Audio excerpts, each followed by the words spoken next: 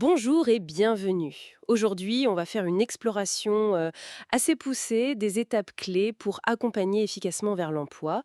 On s'appuie sur un guide pratique, étape essentielle pour aider le bénéficiaire de LRDCP. L'idée, c'est vraiment de voir comment structurer ce soutien. Oui, bonjour. C'est un sujet essentiel, parce que ce parcours est souvent complexe. Et au-delà de la méthode, ce qui compte énormément, c'est l'approche humaine, l'écoute. Il faut savoir s'adapter à chaque personne, en fait. Absolument. Alors, par où on commence justement? Le guide, il insiste d'abord sur une phase de compréhension, évaluer les compétences, oui, mais aussi les intérêts, les vraies aspirations. C'est ça, c'est la base de tout. Si on ne fait pas ça bien, on risque de proposer des pistes qui ne mènent nulle part ou qui démotivent. Cette auto-évaluation, accompagnée bien sûr, ça permet après une exploration beaucoup plus ciblée. D'accord. Donc, on gagne du temps et de l'énergie pour la suite. Exactement. C'est un investissement initial si on veut. Une fois qu'on a cette base solide, on passe à la préparation plus active, le développement des compétences, c'est ça? Technique et générale. Tout à fait. Il y a les savoir-faire techniques, évidemment, selon le métier visé, mais il y a aussi, et c'est crucial, les compétences générales, les fameuses soft skills. Ah oui, la communication, le travail en équipe. Voilà. L'adaptabilité, la résolution de problèmes, souvent c'est ça qui fait la différence pour un recruteur, vous savez. Et le guide parle aussi d'aides très concrètes, comme pour le CV, la lettre de motivation. Ben oui, c'est essentiel. Il faut que ce soit percutant, personnalisé. Pas un document générique qu'on envoie partout. Il faut montrer qu'on a compris le poste, l'entreprise, c'est ça qui accroche. Et la préparation aux entretiens, avec des simulations, j'imagine. Indispensable. Pour gagner en confiance, pour apprendre à bien présenter son parcours, sa motivation, c'est pas pour formater les gens, hein, mais pour leur donner les clés. Pour qu'ils se sentent plus à l'aise, plus convaincants. Exactement.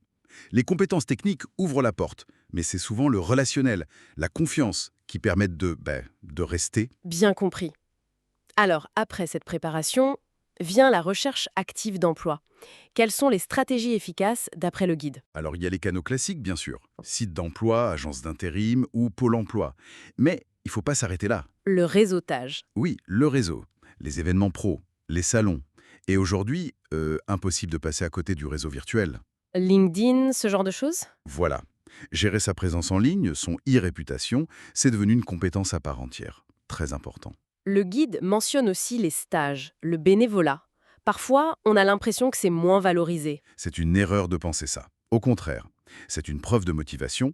Ça montre qu'on acquiert des compétences sur le terrain, qu'on s'immerge dans un milieu pro. Pour un recruteur, c'est souvent un signal très très positif. Ça peut même compenser un manque d'expérience salariée directe. Absolument. Ça montre l'envie, la capacité d'apprendre. D'accord. Et une fois l'emploi trouvé, ce n'est pas fini, si je comprends bien. Il y a toute une phase de suivi. Ah oui, c'est crucial. L'intégration, ça prend du temps. Il faut un suivi régulier, un soutien pour gérer les premières difficultés. Il parle aussi d'intégration culturelle dans l'entreprise. Oui, c'est un point important, parfois oublié. Comprendre les codes, la culture de l'entreprise, ça aide énormément. Et il y a aussi cette idée de regarder au-delà de l'emploi lui-même. Oui, c'est fondamental. Faut penser aux obstacles périphériques. C'est-à-dire, Les soucis de garde d'enfants, de transport, parfois de logement.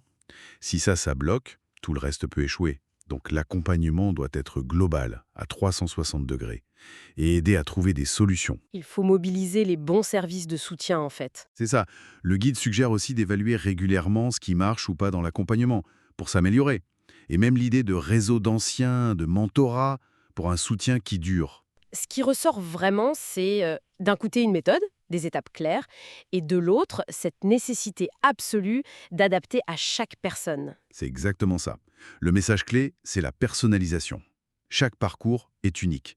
Le processus, il n'est jamais vraiment linéaire, il y a des allers-retours, il faut être flexible. Le guide donne une boîte à outils, mais l'accompagnant doit savoir choisir le bon outil au bon moment. C'est une bonne image, oui.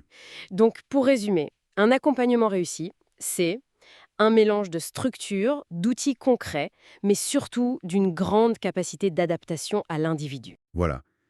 C'est un équilibre à trouver. Et ça m'amène à une réflexion pour conclure peut-être. On a parlé de tout ce soutien externe, les étapes, les outils, les services. Mais au fond, qu'en est-il des facteurs plus internes à la personne? Comme quoi, par exemple? Sa confiance en elle, sa capacité à rebondir après un échec, sa résilience, ou même son contexte personnel. des choses que les services standards ne voient pas forcément. Quels sont ces éléments intrinsèques qui vont vraiment déterminer sa capacité à s'engager à fond dans ce parcours et finalement à réussir son insertion? C'est une question complexe.